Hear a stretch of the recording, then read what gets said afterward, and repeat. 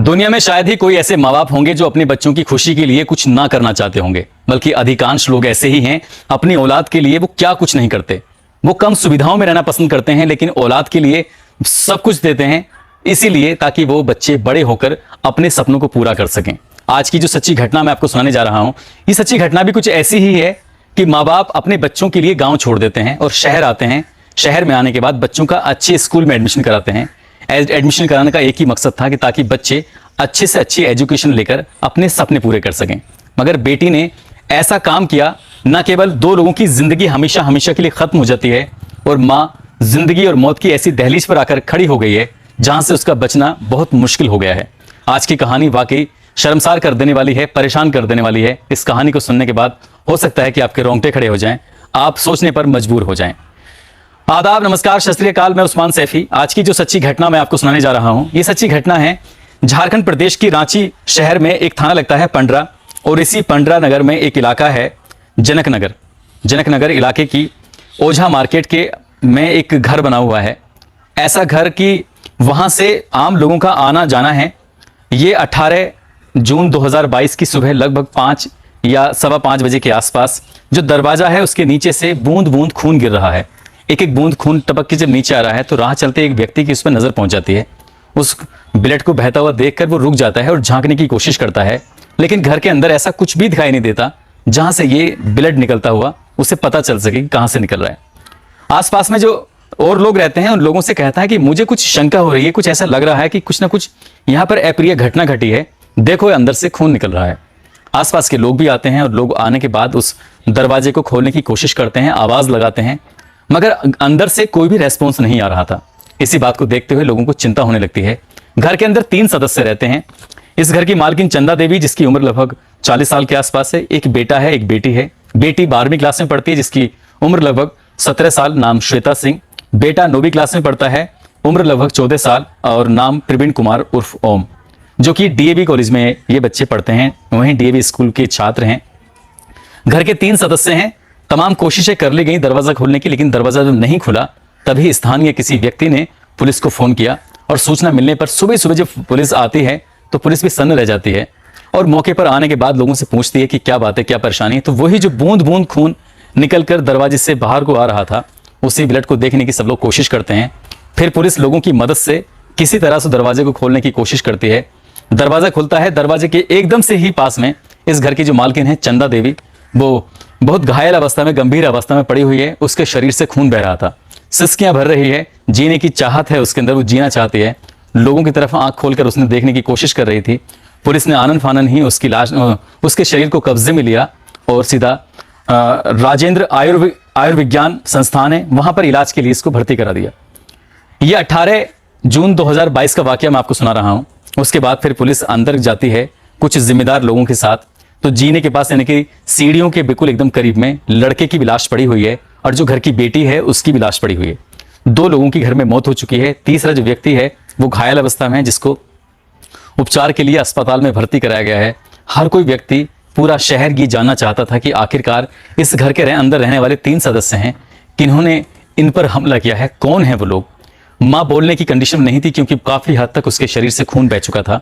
अब पुलिस ने घर के एक एक कमरे को जाकर बारीकी से देखने की कोशिश की। जैसा सामान रखा हुआ था वैसे का वैसे रखा हुआ है। किसी ने कोई लूटपाट की कोई कोशिश नहीं की है।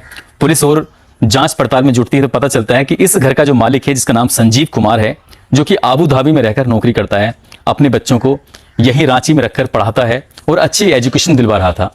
पुलिस और मामले की जांच करती है तो जांच करने पर पता चलता है कि ये लोग बिहार प्रदेश का एक जिला है सारण, और उसी का थाना लगता है दावत थाना क्षेत्र का गांव लगता है इटवा कबात। ये वहां के रहने वाले थे। परिवार ने सोचा कि बच्चों को अच्छी एजुकेशन दिलाने के लिए इनको शहर लेके चलते हैं, ताकि वहां पर ये पढ़ सकें, पढ़ लिखकर कुछ बन सकें।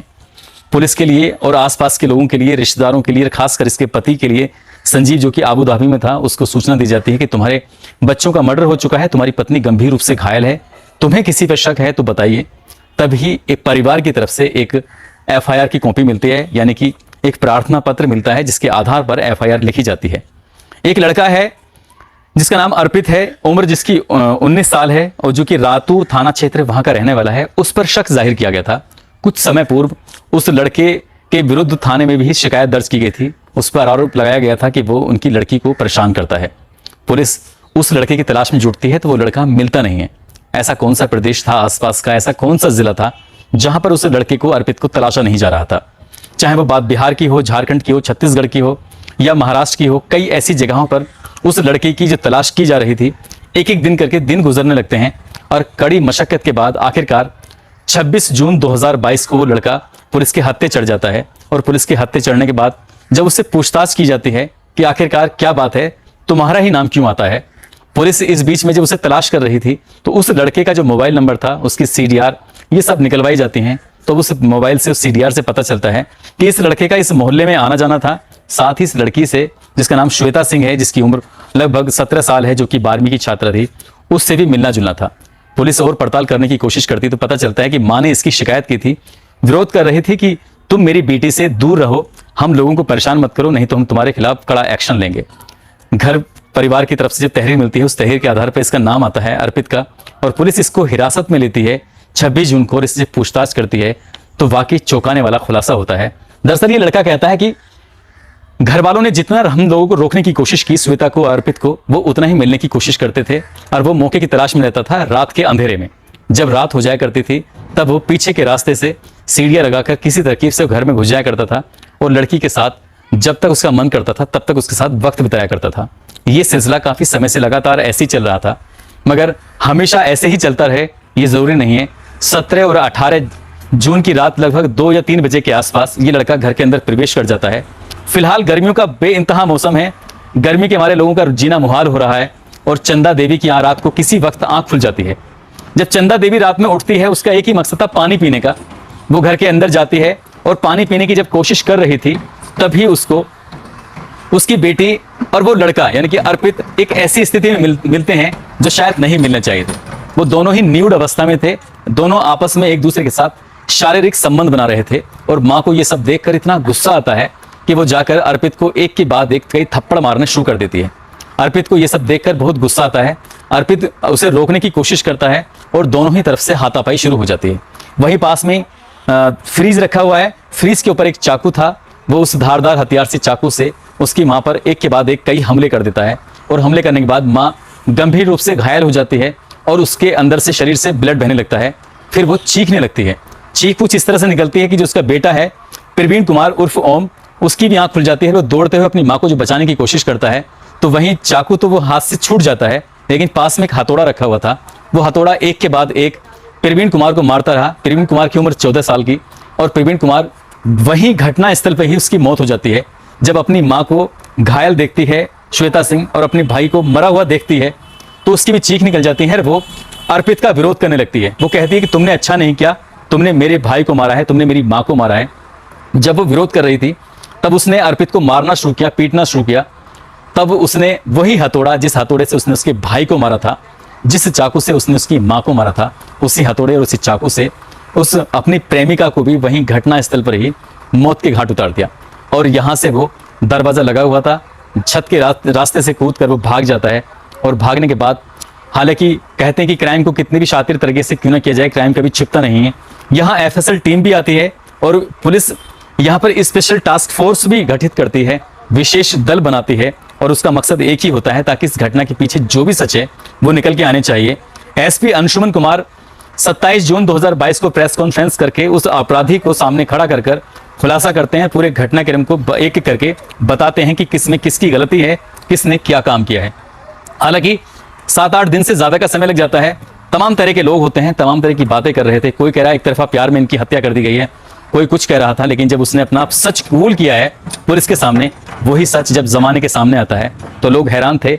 माँ इस लड़के के मिलने से विरोध कर रही थी, बेटी इससे मिलना चाहती थी और इसी के साथ संबंधों में रहना चाहती थी।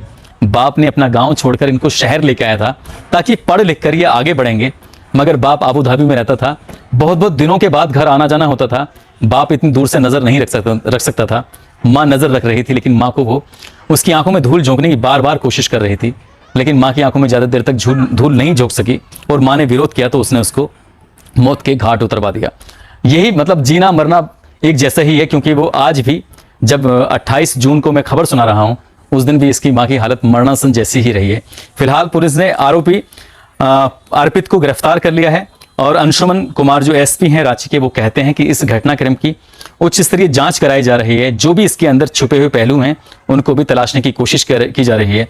इस घटना से संबंध में अगर कोई और भी व्यक्ति शामिल हुआ तो उसे भी किसी भी कीमत पर बख्शा नहीं जाएगा। दोस्तों, इस घटनाक्रम को सुनाने का उद्देश्य किसी को परेशान करना नहीं है, किसी का दिल दुखाना नहीं है, बल्कि आपको जागरूक करना है, आपको सचेत करना है। आपको अपने बच्चों पर लाड़ प्यार तो करना ही चाहिए, लेकिन बच्चों पर ध्यान देने की बेहद जरूरत है, क्योंकि आपकी अगर बच्चों के प्रति नजर हट जाती है तो बच्चे इतने समझदार नहीं होते हैं, उनको बहकाना बहुत आसान होता है। और अर्पित ने भी कुछ ऐसे ही किया था, बहकाकर उस लड़की को अपने कब्जे में लिया और उसके साथ लंबे समय से शारीरिक संबंध बना रहा था। फिलहाल अर्पित ने 2 लोगों को मौत के घाट उतार दिया। खैर, अब पुलिस इस मामले में जांच कर ही रही है। जाते जाते आज लोगों की जो जन्मदिन है, जिसमें शिफ्तैन का जन्मदिन है, 27 जून को बीत चुका है। काफी नाराज हो रहे थे शिफ्तैन जी, मैं आपसे माफी चाहूंगा, कल मैं भूल गया था आपका जन्मदिन बोलना। और आज 28 जून है, तो 28 जून को हिमाचल प्रदेश के बालकृष्ण हैं और नेपाल के गोपाल अली हैं, आज इनकी बेटी का जन्मदिन है। और छात्र संघ कुशीनगर के जो नेकरा छपरा एक इलाका है, बंटी सिंह, आज इनका भी जन्मदिन है। तेज कुमार और फरहान अहमद का जन्मदिन है, साथ ही आयुष का भी जन्मदिन है। आप सभी को जन्मदिन की ढेरों सारी शुभकामनाएं। आप अपनी जिंदगी में हर सपने को पूरा करें, ऐसी हमारी प्रभु से कामना है, इच्छा है, और आप आगे बढ़ें, तरक्की करें। यूट्यूब पर गोविंदा कृष्णा, रितु गुप्ता मुंबई से हैं, कयूम खान मेवात से हैं, मोहम्मद तालिब नागपुर से, जय कुमार दिल्ली से, फारूक खान मेवात से, सुभाष जयपुर से, मंजर आलम बिहार से, गुरमीत बुलंदशहर यूपी से, दीपक गुजर जालौन से हैं, जो कि ऑल इंडिया रेडियो में काम करते हैं। फेसबुक पर शिवराज भाटी गाजियाबाद से, दीपक कुमार राव नेपाल से हैं, पंडित केतन भारद्वाज गौरी शंकर कुमार बिहार से, मुन्ना मंडल झारखंड से, नबी जान बदायूं से, जमीर अहमद रामपुर से, विकास शुक्ला अयोध्या से, हसमत खान दुबई से, गुड्डू खान गोरखपुर से, आलम समीर कुशीनगर से, पदम राज नेपाल से और सरजीत खान अलवर से। आप सभी ने जो कमेंट किए हैं वो कमेंट वाकई दिल को छूने वाले हैं। आप सभी का दिल से, दिल की गहराइयों से शुक्रिया, मेहरबानी, करम। दोस्तों, जिन लोगों के जन्मदिन होते हैं वो अपने बारे में पूरी डिटेल दें कि उनका जन्मदिन कब हुआ है, कब है और कहाँ के रहने वाले हैं। डिटेल में देंगे तो मैं डिटेल में अच्छे से बताने की कोशिश करूँगा। साथ ही आप जो कमेंट करते हैं, आपके हर कमेंट को पढ़ा जाता है, रिप्लाई कई बार नहीं कर पाता, उसके लिए मैं माफ़ी चाहूँगा। और कई बार मेरी नज़र पहुँच जाती है तो मैं उनका रिप्लाई भी करता हूँ। तो इसलिए जिसका भी जन्मदिन हो, आप अपनी डिटेल को ठीक से अपने दिया करें, और चाहे मैसेज कर सकते हैं, चाहे वो आप मैसेंजर में जाकर मैसेज कर सकते हैं, साथ ही मेल कर सकते हैं और कमेंट बॉक्स में जाकर कमेंट कर सकते हैं। अपना ख्याल रखें, सुरक्षित रहें। जय हिंद, जय भारत।